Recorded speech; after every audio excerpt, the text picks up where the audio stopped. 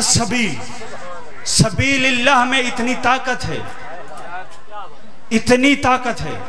اچھا پھر کیا کہا؟ وَلَا تَقُولُوا لِمَنْ يُقْتَلُ فِي سَبِيلِ اللَّهِ أَمْوَاتٌ، انہیں مردہ نہ کہو بلکہ وہ زندہ ہیں۔ آخری جملہ، نوکری تمام۔ آقا حسن بادشاہ علیہ السلام مولا کے پاس بابا کے چند صحابی آ گئے آقا علی کی شہادت کے بعد، کہنے لگے مولا ہمارا بڑا دل کرتا ہے آپ کے بابا کو دیکھیں، آپ کے بابا سے ملیں، آپ کے بابا کو مصافحہ کریں، لیکن ہماری قسمت کہ آپ کے بابا اس دنیا میں نہیں رہے۔ مولا نے کہا خبردار، تم نے نہیں سنا؟ قرآن کہتا ہے وَلَا تَقُولُوا لِمَنْ يُقْتَلُ فِي سَبِيلِ اللَّهِ۔ بھئی آپ کی توجہ ہی نہیں ہے تو میں کیا کروں؟ وَلَا تَقُولُوا لِمَنْ يُقْتَلُ فِي سَبِيلِ اللَّهِ أَمْوَاتٌ، خبردار جو اللہ کی راہ میں مارے گئے انہیں مردہ نہ کہو۔ تم نے یہ کیسے سمجھ لیا کہ علی چلے گئے؟ بھئی علی کی شہادت ہو چکی ہے، آقا حسن کہہ رہے ہیں تم نے یہ کیسے سمجھ لیا کہ علی چلے گئے؟ انہوں نے کہا مولا قرآن ٹھیک کہہ رہے لیکن پھر ہمیں تو نظر نہیں آتے۔ فرمایا پھر اللہ نے کہا بھی تو ہے وَلَٰكِن لَا تَشْعُرُونَ، تم شعور نہیں رکھتے۔ ہائے ہائے ہائے ہائے ہائے ہائے، میرا سلام ہے جو اس جملے کو سمجھا ہے، تم شعور نہیں رکھتے۔ اچھا مولا پھر شعور دینے والے بھی تو آپ ہیں، شعور دینے والے بھی تو آپ ہیں، ذرا چند لمحے کے لیے شعور کی خیرات کر دیں تاکہ ہم آپ کے بابا کو دیکھ سکیں۔ مولا نے سب کے سروں پہ ہاتھ پھیرا اور کہا دیکھو ذرا میرے حجرے کی طرف، بس ہاتھ کا پھرنا تھا۔ اب جو حجرے کا پردہ ہٹا تو دیکھا کہ جو مسجد میں شہید ہوا تھا وہ کرسی پہ بیٹھ کے مسکرا رہا تھا، کرسی پہ بیٹھ کے مسکرا رہا تھا، علی مسکرا رہے تھے۔ اچھا مولا علی بیٹھے ہیں جن کی شہادت دیکھی، کہاں یہ تو دیکھا ہے، ابھی کا اور سنو گے؟ کہ مولا سنائیے۔ کہا اسی طرح میرے بابا کے پاس آ کے خلیفہ اول نے کہا تھا کہ رسول اللہ چلے گئے، اب ہم اچھی اچھی حدیثیں کس سے سنیں گے؟ بھائی توجہ چاہتا ہوں، بوجھ تو نہیں بن رہا ذہنوں پہ۔ اب ہم اچھی اچھی حدیثیں کس سے سنیں گے؟ رسول اللہ تو چلے گئے۔ کہا جیسے میں نے تمہیں کہا خبردار ایسے نہ کہنا، قرآن جو کہہ رہے وَلَا تَقُولُوا، اسی طرح میرے بابا نے کہا خبردار ایسے نہ کہو، قرآن جو کہہ رہے وَلَا تَقُولُوا، جو اللہ کی راہ میں چلے گئے انہیں مردہ نہ کہو، وہ زندہ ہیں۔ تو خلیفہ اول نے کہا اچھا یا علی اگر زندہ ہیں تو نظر کیوں نہیں آتے؟ کہا وَلَٰكِن لَا تَشْعُرُونَ، تم شعور نہیں رکھتے۔ کہا پھر شعور دے دیجئے۔ کہا میرے بابا نے ایسے ہی سر پہ ہاتھ پھیرا تو خلیفہ اول چلتا ہوا قبر مصطفیٰ پہ آیا، کہا قبر پھٹی اور رسول اللہ باہر آئے اور باہر آ کے کہنے لگے تمہیں جو میں کہتا رہا تھا علی کی ولایت نہ چھوڑنا، علی کی ولایت نہ چھوڑنا، علی کی ولایت نہ چھوڑنا، تم نے خود کو میرے منبر پہ بٹھایا اور علی کا حق ہٹا دیا، تم نے علی کے ساتھ انصاف نہیں کیا ہے، علی کے ساتھ انصاف نہیں کیا۔ قرآن کہتا ہے وَلَا تَقُولُوا لِمَنْ يُقْتَلُ فِي سَبِيلِ اللَّهِ أَمْوَاتٌ، انہیں مردہ نہ کہو، بس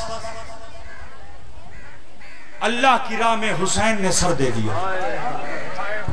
جو رونے کی نیت سے آئے ہو، میں صبح سے دیکھ رہا ہوں جو بھی ذاکر اٹھتا ہے فضائل زیادہ پڑھتا ہے، مصائب کم پڑھتا ہے۔ جتنے فضائل پڑھ لیے جائیں، مگر جو شام کا سفر کر کے آئی ہے اس کی حسرت بھائی کو رونے کی ہے۔ جب آپ رو کے چلے جاتے ہیں نا تو ایک چھوٹی سی بچی جہاں آپ بیٹھ کے روتے ہو یہیں آتی ہے اور دادی کا دامن ہلا کے کہتی ہے دادی اماں یہ جو یہاں بیٹھ کے میرے بابا کو رو رہے تھے بھلا یہ ہمارے کیا لگتے ہیں؟ بی بی فرماتی ہے بیٹی یہ تیرے بابا کے ماننے والے ہیں، یہ تیرے بابا کے محب ہیں۔ اچھا اماں یہ جب روتے ہیں انہیں کوئی روکتا نہیں، کوئی انہیں مارتا نہیں؟ بی بی رو کے کہتی ہیں معصومہ تیرے بابا کے غم میں رونا کوئی جرم تو نہیں ہے، تیرے بابا کو رونا تو ثواب ہے، تیرے بابا کا رونا تو جنت ہے۔ جب یہ بات دادی اپنی پوتی سے کہتی ہیں نا تو پہلے تو دامن پکڑ کے پیچھے کھڑی ہوتی ہیں، پھر سامنے آ کے کہتی ہیں اماں تو جو کہتی ہے کہ رونا جرم نہیں ہے پھر مجھے دیکھ کے بتا یہ رخسار نیلے کیوں ہیں؟ اجرکم علی اللہ، اجرکم علی اللہ، جعلکم اللہ من الباقین۔ او مولا تمہارا پرسہ قبول کرے، مولا تمہاری بیٹیوں کی چادریں سلامت رکھے۔ اماں آپ جو کہتی ہیں رونا جرم نہیں ہے پھر اتنا تو بتائیے کہ میرے کان زخمی کیوں ہیں؟ جو رو رہے ہو مولا تمہیں کسی غم میں نہ رلائے۔ ابھی میرے بھائی نے تیاری پڑھی ہے، اب اتنا وقت نہیں کہ میں کوئی تفصیلی مصائب پڑھوں، بس اتنا کہتا ہوں بھائیوں کے مارے جانے کے بعد اسیری نبھا کے میں نے کہہ دیا آپ نے سن لیا، کوئی آسان تھی اسیری؟ اتنی آسان نہیں تھی۔ ابھی جملہ پڑھتا ہوں اور ختم کرتا ہوں۔ جب نانا کے شہر کے باہر محمل پہ بیٹھے ہوئے بی بی نے آواز دی زین العابدین ذرا محمل روکنا، یہ سامنے کون سی آبادی ہے؟ آقا نے رو کے کہا اماں نہیں پہچانا یہ نانا کا مدینہ ہے۔ کہا بیٹا زین العابدین تو جانتا ہے میں نے کبھی دن کو مدینہ دیکھا تھا؟ اجرکم علی اللہ، اجرکم علی اللہ، رو لینا غریبوں کے غم میں۔ میں نے کبھی دن کو مدینہ دیکھا تھا۔ کہا اماں یہ وہی جگہ ہے جہاں جاتے وقت تیرے بیٹے نے آخری آذان کہی تھی۔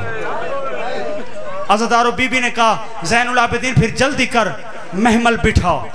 عزادارو محمل بیٹھے، جناب فضا نے سہارا دیا، امام سجاد نے زین العابدین نے سہارا دیا۔ سہارا لے کے علی کی بیٹی محمل سے اتری۔ کہا فضا تمہیں یاد ہے نا اکبر نے کہاں آذان کہی تھی؟ کہا ہاں زہرا جائی مجھے یاد ہے، وہ سامنے جو ٹیلا ہے نا اس ٹیلے پہ کھڑے ہو کے تیرے بیٹے نے آذان کہی تھی۔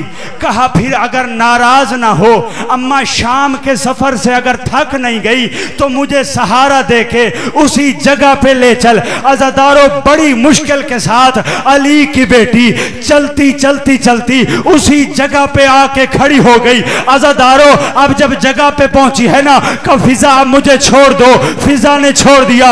امام سجاد نے پھوپھی اماں کو بٹھایا۔ اب جو بی بی بیٹھی ہے نا تو پھٹی ہوئی چادر کا دامن دراز کر کے اسی ٹیلے کی ریت اٹھا کے بی بی نے چادر کے دامن میں رکھنا شروع کیا۔ جناب فضا نے کندھا ہلا کے پوچھا علی کی بیٹی اس ریت کا کیا کرے گی؟ کہ فضا تو نے نہیں دیکھا شام غریباں ایک ماں کے صغیر کا جھولا جل گیا تھا، کربلا سے لے کے شام تک اس کے جھولے کی جلی ہوئی لکڑیاں اپنے سینے سے لگا کے ہائے اصغر کہتی رہی میں وہ دکھیاری ماں ہوں کہ جس کے بیٹے کی کوئی نشانی اس کے پاس نہیں ہے، یہ وہ ریت ہے جہاں میرے اکبر نے آخری بار قدم رکھے تھے، ارے نشانی کے طور پہ یہ ریت لے جاؤں گی، سغرا کو دکھا کے کہوں گی سغرا مجھے گلے سے لگا،